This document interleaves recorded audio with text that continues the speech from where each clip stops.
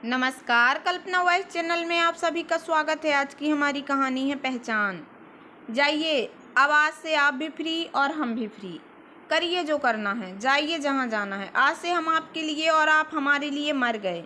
गोपाल जी सड़क पर खड़े रह गए और आदर्श की गाली धूल उड़ाती हुई उसके गुब्बार में कहीं खो गई। गोपाल जी का दिल जार जार रो रहा था, मगर अब सुनने वाला कौन था। वो पास के मंदिर में जाकर बैठ गए और मन ही मन भगवान से शिकायतें करते रहे। उनकी आंखों से बहते आंसू रुक ही नहीं रहे थे। ऐसे ही कई दिन मंदिर के बाहर बीत गए। गर्मी में बैठे रहने के कारण उनकी हालत और बदतर होने लगी थी और गोपाल जी के घावों पर और उनके आसपास मक्खियां भिनभिनाने लगी थीं। हर कोई उनको देखकर नाक भौं से कुड़ रहा था। मंदिर में होने वाले एक कथा के आयोजन के कारण उन्हें वहां से हटा दिया गया। उनकी बीमारी देखकर मंदिर समिति ने उन्हें वहां से भगा दिया। एक तरफ पार्किंग में पेड़ के नीचे बैठने लगे। हर कोई उन्हें भगाने को कहता, कोढ़ भिखारी कहकर उनका अपमान करता। उनका दिल अपना जीवन खत्म करने को करने लगा। एक बार पार्किंग में एक बड़ी सी कार आई तो पार्किंग के ठेकेदार ने उन्हें लताड़ते हुए कहा, तुझसे कितनी बार कहा कि मनहूस की तरह यहाँ मत बैठा कर, लेकिन यहीं बैठा रहता है। चल हट, गाड़ी को निकलने दे। गाड़ी अंदर चली गई और उसके बाद कुछ लोग उसमें से निकलकर बाहर आए। सबको कथा में जाना था। एक आदमी ने रुककर कहा, वो आदमी कहाँ गया जिसे तुमने अभी लात मारी थी? ठेकेदार ने बोला, सर किसके चक्कर में पड़ते हैं? इन लोगों का धंधा है भीख मांगने का। उस आदमी ने आंख निकाल कर कहा, वो आदमी तुम्हारी बाप की उम्र का है, क्या पता किसकी क्या मजबूरी है। वो लोग जैसे ही थोड़ा आगे निकले तो गोपाल जी उनको नजर आ गए। सड़क पर एक चादर का टुकड़ा बिछाकर उस पर बैठे हुए थे। उन्होंने आकर उनसे उनके बारे में पूछा तो गोपाल जी ने कहा, क्या पूछते हैं मेरे बारे में? आज तो अकेला हूँ। कभी मेरा भी परिवार था, लेकिन जीवन साथी ना होने से आदमी मेरी तरह दर दर की ठोकरें ही खाता है। आपका क्या नाम है? उनमें से एक आदमी ने पूछा तो गोपाल जी ने कहा, वैसे तो आदमी की पहचान औलाद से होती है, अगर वो लायक निकल जाए, लेकिन अगर नालायक निकल जाए तो इंसान जीते जी मर जाता है। फिर जिद करने पर अपना नाम गोपाल जी अपना नाम बता दिए, जिसने उन्हें बताया कि वह एक एनजीओ से और दुखी असहाय लोगों की मदद करते हैं। उनकी हर संभव मदद की जाएगी। गोपाल जी ने रोने लगे और उन्हें शांत कराकर वो लोग कथा के लिए चले गए। कुछ देर बाद आकर उन्होंने उनके लिए एनजीओ से गाड़ी मंगवाई और साथ ले गए। वहां पहुंचते ही नहला धुलाकर उन्हें बिस्तर दिया गया और लेटते ही वो सारी घटनाएं उनकी आंखों के आगे घूमने लगी। ये कंगन कितने का बिक जाएगा? सुनार ने कंगन को हाथ में लेंस लगाया और एक पानी में उसको डालकर देखा। फिर उसके बाद उसको तौलकर बोला, लगभग 20,000 का हो जाएगा। सामने बैठे इस व्यक्ति गोपाल जी ने आंखें भरकर कहा, दे दीजिए। सोनान ने कंगन को दराज में रखकर गले में से 20,000 निकाल कर दे दिए। वो उन पैसों को गिनकर जेब में रखते हुए बाहर निकल गए। सीधे मेडिकल स्टोर पर जाकर पर्चा देकर दवाई खरीदी और वहां से घर आए। बिस्तर पर पड़े अपने बेटे को उठाकर कहा, बेटा दवाई खा लो। लड़का यही कोई 15 साल का था और बेहद बीमार था। 4 महीने पहले माँ की मृत्यु हो गई थी और पूरा परिवार बिखर सा गया। बेटा माँ का जाना बर्दाश्त नहीं कर पा रहा था और पति गोपाल जी बेटे की बीमारी के कारण पत्नी के जाने का दुख उनसे छुपा रहे थे। बेटा 10वीं क्लास में था और पिता का काम ठप होने के कारण फीस नहीं जमा हो पा रही थी। वो घर बैठ चुका था। रोज रोज टीचर से मिलने वाली डांट से अच्छा था। गोपाल जी ने आज कहा, बेटा आदर्श जल्दी से ठीक हो जाओ और फिर से स्कूल जाना है। मैं कल तुम्हारी फीस जमा करने जाऊंगा। बेटे ने मुस्कुराकर कहा। पिता की तरफ देखा और लिपट गया। पैसे आने से उसके पिता गोपाल जी ने सारे काम तो कर लिए, लेकिन अपनी पत्नी के कंगन बेचने का उन्हें बहुत दुख हो रहा था। पत्नी की तस्वीर के सामने उन्होंने माफी मांगते हुए कहा, बिमला मुझे माफ कर देना। आज मैंने वो किया है जिसके लिए मैं खुद को कभी माफ नहीं करूंगा। तुम्हारे कंगन बेचकर आज बेटे की दवाई और बेटे की फीस का इंतजाम हो पाया है, इसके लिए तुम्हें ही धन्यवाद। लेकिन ये कदम मुझे मजबूरी में उठाना पड़ा।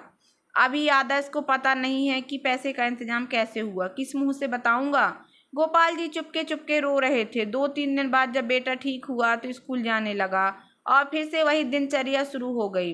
गोपाल जी उसे स्कूल भेजकर और खाना बनाकर कुछ काम जमाने की कोशिश में निकल जाते।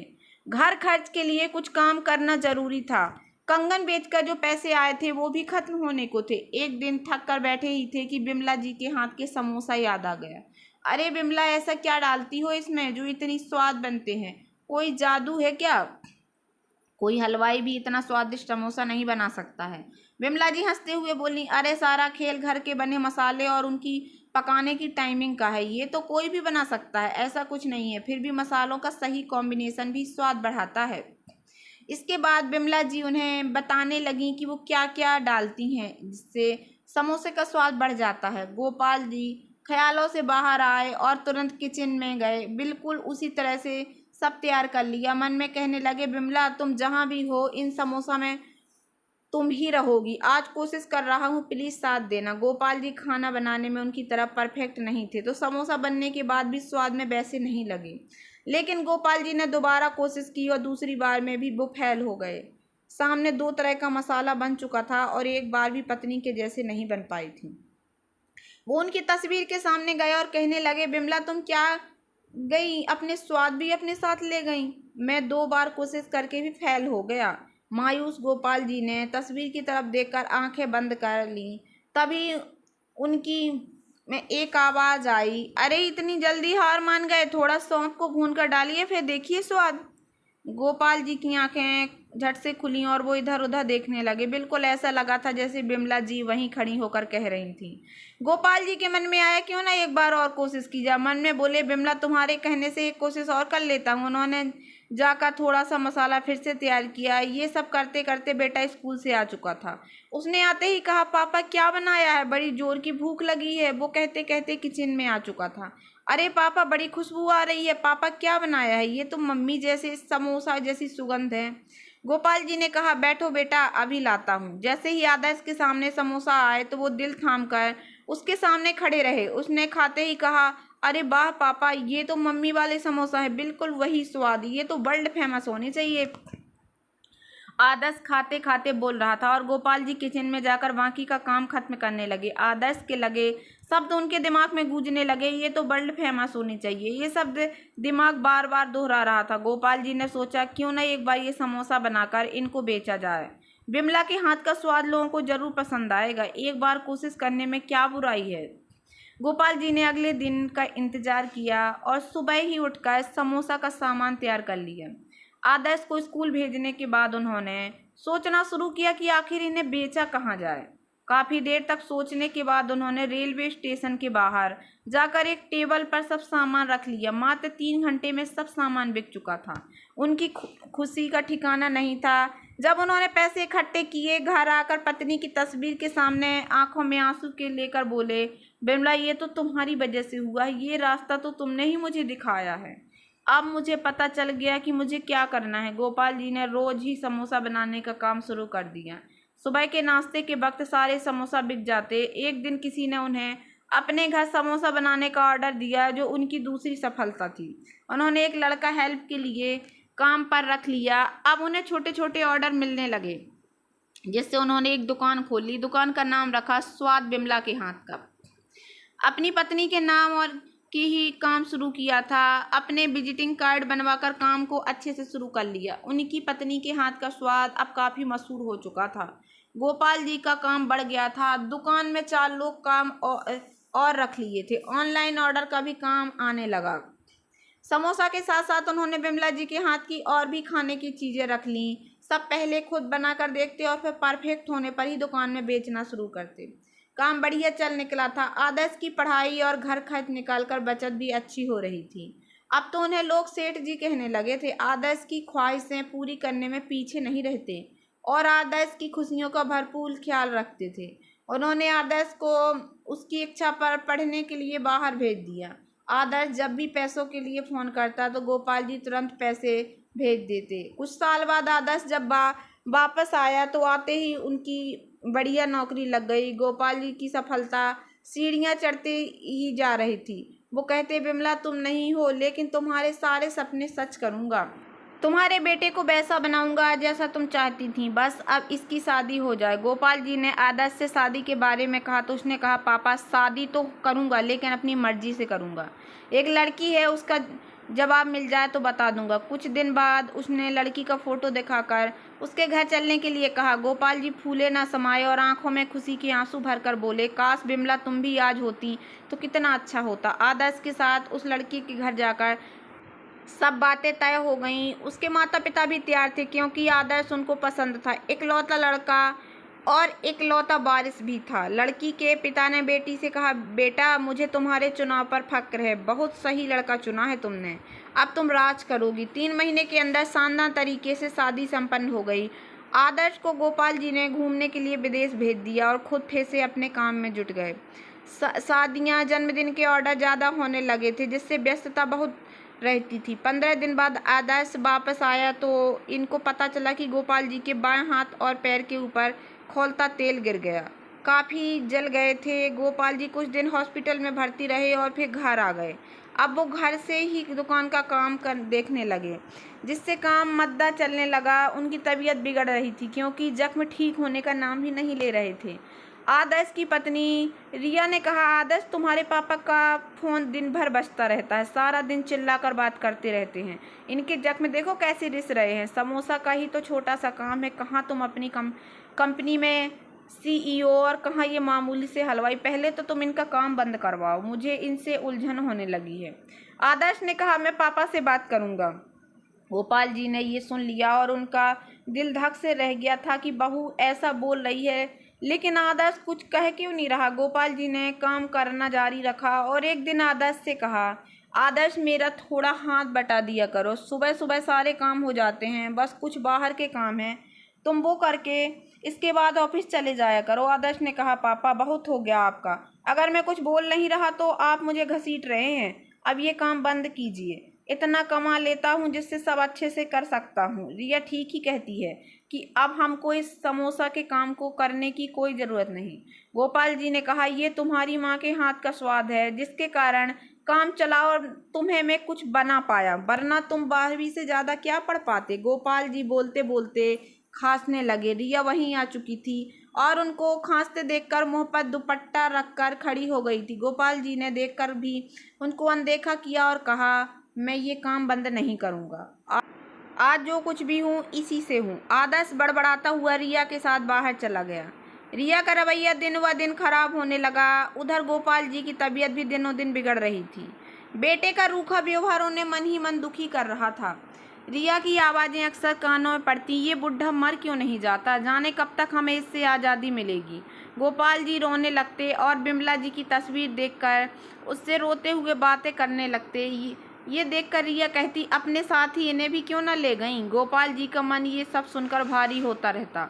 इसके कहे तीखे शब्द दिल को चुभते। एक दिन तो हद ही हो गई जब उसने उनके हाथ से फ़ोन छीन लिया और दूर फेंक दिया। आया बड़ा बिजनेस करने वाला, मैं करवाती हूँ बिजनेस, और उसने फ़ोन छुपा दिया। बीमारी के बाद काम कुछ ज़्यादा नहीं था, लेकिन गोपाल जी को अपने काम से बहुत प्रेम था।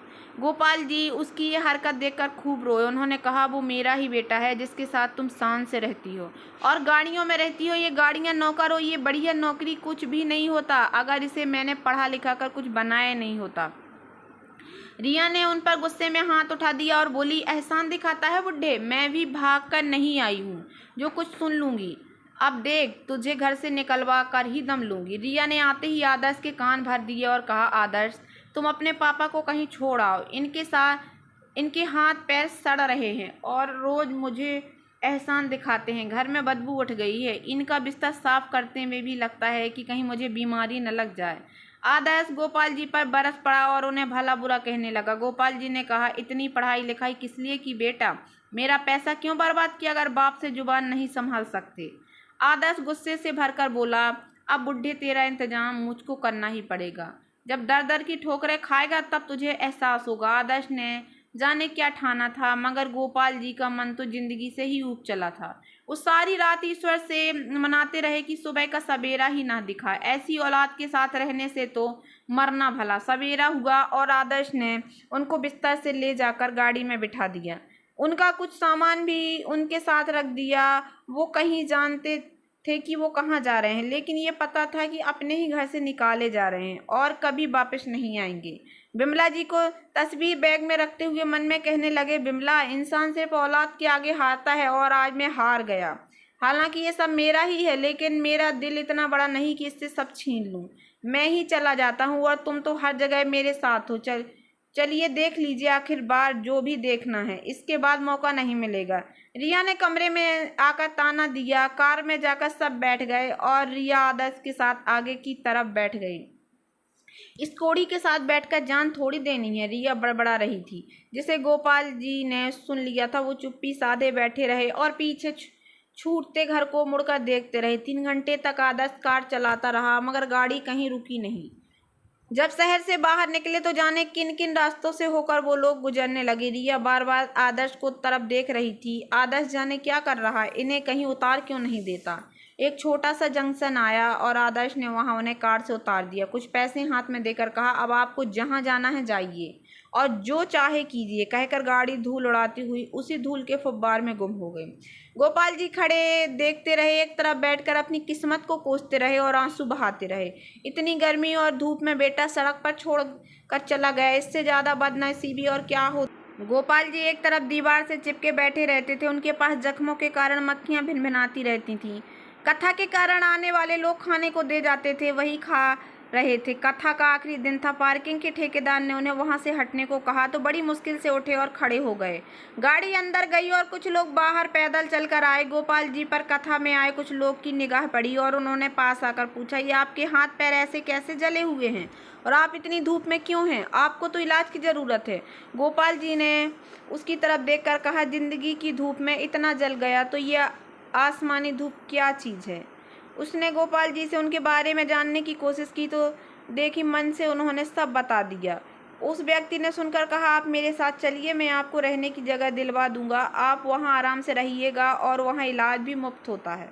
गोपाल जी ने उसकी तरफ देखकर कहा, मेरे पास कुछ देने को नहीं है बाबूजी, ऐसा मजाक मेरे साथ मत कीजिए। उस व्यक्ति ने कहा, मजाक नहीं, मैं आपको एक वृद्धाश्रम में ले जा रहा हूँ जो मेरे दोस्त का है और वो ऐसे लोगों की मदद करता है। आपको सब सुविधा दी जाएगी। उन्होंने देखा तो वहाँ उनके जैसे काफ़ी लोग थे, जिससे उन्हें देखकर अच्छा लगा और कुछ राहत हुई।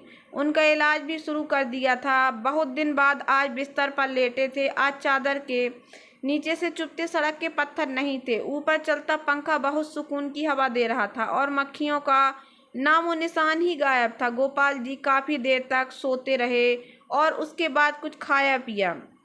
उनके दिन इस आश्रम में अच्छे से बीतने लगे और ठीक से इलाज हुआ तो जख्म भरने लगे। वहाँ उनके कुछ दोस्त भी बने और सब एक दूसरे को अपनी आप बीती सुनाते रहे। गोपाल जी बिमला जी को याद कर उनकी बातें सुनाते। उनके समोसा की कहानी भी सबको पता चल गई। एक ने कहा, तो मैंने खाई है, आपकी दुकान बहुत मशहूर होती थी। गोपाल जी की आंखों में आंसू भर कर रह गए। एक दिन आश्रम में एक फंक्शन का आयोजन था, खाना पीना बन रहा था तो किसी ने कहा, गोपाल जी क्यों ना आपके हाथ के समोसा हो जाएं, हम इंचार्ज से कहकर आपको सामान मंगवा देते हैं। गोपाल जी पहले तो ना नुकुर करते रहे लेकिन फिर मान गए। सामान आ गया और गोपाल जी ने 1-2 लोगों की मदद से सब तैयार कर लिया। कार्यक्रम शुरू होने के बाद जब समोसा सामने आए तो खाने वाले उंगलियां चाटते रह गए। उनके साथ परोसी गई चटनी का स्वाद उन्हें तारीफ करने पर मजबूर कर गया। गोपाल जी को आज बड़ी खुशी और सुकून मिला। उन्होंने मन में कहा, बिमला तुम कभी फेल नहीं हो सकती, धन्यवाद तुम्हारा। अब जब भी वहाँ कोई कार्यक्रम होता तो सभी उनसे समोसा बनाने की गुजारिश करते। सबकी खुशी के लिए वो करते रहे। ट्रस्ट ने से प्रभावित होकर एक फैसला किया कि क्यों ना गोपाल जी के हाथ के समोसा का बिजनेस ऑनलाइन किया जाए। सब मिलकर इनको मदद करेंगे और मुनाफे में से इन सबको पैसे मिलेंगे, जिससे सभी लोगों को काम मिलेगा और पैसे मिलेंगे। आश्रम में रहने वाले बेसहारा लोग इस बात पर तैयार हो गए और गोपाल जी ने सबका नेतृत्व संभाल लिया। आश्रम के ट्रस्ट के लोगों ने इसके लिए जगह का भी प्रबंध कर दिया। अब ये काम ऑनलाइन होने लगा और ऑर्डर भी मिलने लगे। उधर आदर्श का ऑफिस ठीक नहीं चल रहा था। उसकी एक धोखाधड़ी सामने आई और उसकी जॉब चली गई। कंपनी के प्रॉफिट में इतना बड़ा घपला किया था कि जॉब रातों रात चली गई। अब वो घर बैठ गया। रिया ने उसको ताने देना शुरू कर दिया, तुम घर ही बैठो रहोगे, कुछ काम भी करोगे, सारी जमा पूंजी खाने पर खर्च हो जाएगी तो हम सड़क पर आ जाएंगे। आदर्श का प्रोफाइल खराब हो चुका था और अब उसे जॉब नहीं मिल रही थी। परेशान आदर्श ये सोचने लगा कि क्या काम करे जिससे घर का खर्च चले। रिया की बातें उसे चैन न लेने देती। उसे अपनी माँ की याद आई और उसके हाथ के समोसे। काश पापा होते तो ये दिन न देखने पड़ते। अब उसकी माली हालत बहुत ख़राब हो गई थी और घर गाड़ी बेचने की नौबत आन पड़ी थी। उसने सोचा क्यों ना एक बार पापा को तलाशा जाए, जो उसी जगह पहुंचा जहां गोपाल जी को छोड़कर आया था। उनकी फ़ोटो दिखाकर सबसे उनके बारे में पूछ रहा था। सबने कहा देखा तो था कुछ दिन, लेकिन इसके बाद कहाँ गए कुछ पता नहीं। बेचारे और मक्खियाँ भिनभिनाती रहती थीं। सब इसे दुत्कार देते थे, शायद इसी कारण कहीं चला गया होगा। पता तो ये चला कि इसके बेटे ने निकाल दिया था। आजकल की औलाद होने से तो ना होना अच्छा है। इस पान वाले बुजुर्ग व्यक्ति ने ऐसा कहा तो आदर्श की नज़रें शर्म से झुक गईं। इस तरफ काफ़ी घूमने के बाद भी उसको गोपाल जी का कुछ पता न चला। वो तो थक हार कर बैठ गया। मोबाइल उठाया कि कुछ खा लेता हूँ। उसने ऑनलाइन चेक किया तो 5 स्टार रेटिंग में समोसा दिखे। उसे माँ की याद आ गई तो सोचा चलो समोसा खाकर माँ को याद करूँ। आधे घंटे में डिलीवरी बॉय उसे समोसा पकड़ा कर चला गया। समोसा का बॉक्स खोलते ही खुशबू से वो थोड़ा हैरान हुआ, मगर जब उसको मुंह में डाला तो खाते ही उसको वो दिन याद आया जब गोपाल जी ने पहली बार समोसा बनाकर खिलाया था। ये तो वही स्वाद है, बिल्कुल वही माँ के हाथ का। कहीं पापा, फिर से सोचकर उसने जल्दी से इसका एड्रेस चेक किया तो एड्रेस मिल गया। आदर्श उस पते पर पहुंचा तो पता चला कि ये तो कोई वृद्धाश्रम है। आदर्श ने मन में सोचा, अरे मैं गलत पते पर आ गया, ये हलवाई की दुकान तो नहीं। तभी उसमें एक आदमी को चौकीदार से कहते सुना, भाई समोसा के लिए आया हूँ, दिलवा दो ना। चौकीदार ने कहा ऑनलाइन ऑर्डर करो, वहीं से मिलता है। तभी अंदर से एक व्यक्ति आया तो उसने देखकर कहा, राजेश ला दो इनको अंदर से। कोई बात नहीं, हम सेवा ही तो करते हैं। आदर्श हैरान हो गया। वो ऑफिस में मिलने गया। उसने जाकर कहा, सर आपके समोसे खाए, बहुत स्वाद है, मेरी माँ के हाथ का स्वाद। यहाँ से कौन बनाता है? हमारे ही लोग हैं, सब मिलकर बनाते हैं। सबको कुछ आमदनी हो जाती है और रोजगार का जरिया भी हो गया।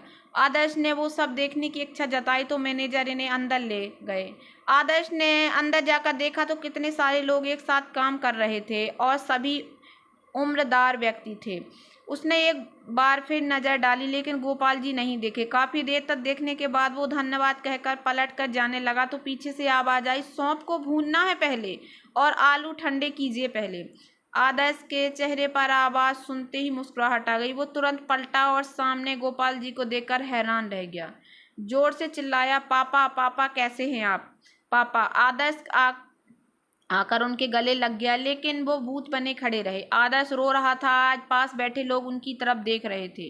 गोपाल जी ने कहा, कौन सा बाप, जिसको सड़क पर मरने के लिए छोड़ दिया था? आदर्श की नजरें शर्म से झुक गईं और वो उनके कदमों में गिर गया। पापा माफ कर दो पापा प्लीज। वो माफी मांगता रहा और गोपाल जी टस से मस न हुए। आदर्श रोते हुए बोला, पापा मुझे समझ आ गया कि मैंने क्या क्या गलतियां की हैं। मैं लुट चुका हूँ, मेरी गलतियों का फल मुझे मिल चुका है। आओ प्लीज मेरे साथ घर चलिए, मुझे आपकी ज़रूरत है। गोपाल जी ने कहा, ओहो तो तुम ज़रूरत के लिए आए हो? बदल दिया गिरगिट की तरह रंग, जैसे तब बदला था। मुझे ले जाकर मतलब निकाल कर फिर से धक्के मार दोगे? मैं अपनी ज़िंदगी में खुश हूँ। ये लोग मेरे अपने हैं, भले इनसे रिश्ता नहीं है। ये नहीं होते तो मैं सड़क पर मर जाता। आदर्श को बातों का उन पर कोई असर नहीं हो रहा था, जिसे देखकर आदर्श ने रिया को बुलवाया। रिया भी आ चुकी थी, अपनी गलती के लिए माफ़ी मांग रही थी। गोपाल जी ने कहा, शुक्र करो तुम्हें मैं पुलिस में नहीं दे रहा। अपनी ये शक्लें लेकर चले जाओ यहाँ से। तुम जैसी औलाद मुझे नहीं चाहिए। तुमसे मार खाने के लिए घर जाऊं, ये कतई नहीं हो सकता। आदर्श का चेहरा लटक गया और रिया भी माफ़ी मांगकर थक गई। दोनों को वापस लौटना पड़ा। गोपाल जी वापस अपनी दुनिया में मगन हो गए थे। तो दोस्तों, कैसी लगी आप लोगों को मेरी ये कहानी? अगर कहानी पसंद आई हो तो प्लीज़ मेरे वीडियो को लाइक कर देना। चैनल पर नए आए हो तो प्लीज़ सब्सक्राइब कर लेना और ज़्यादा से ज़्यादा शेयर करना। धन्यवाद दोस्तों।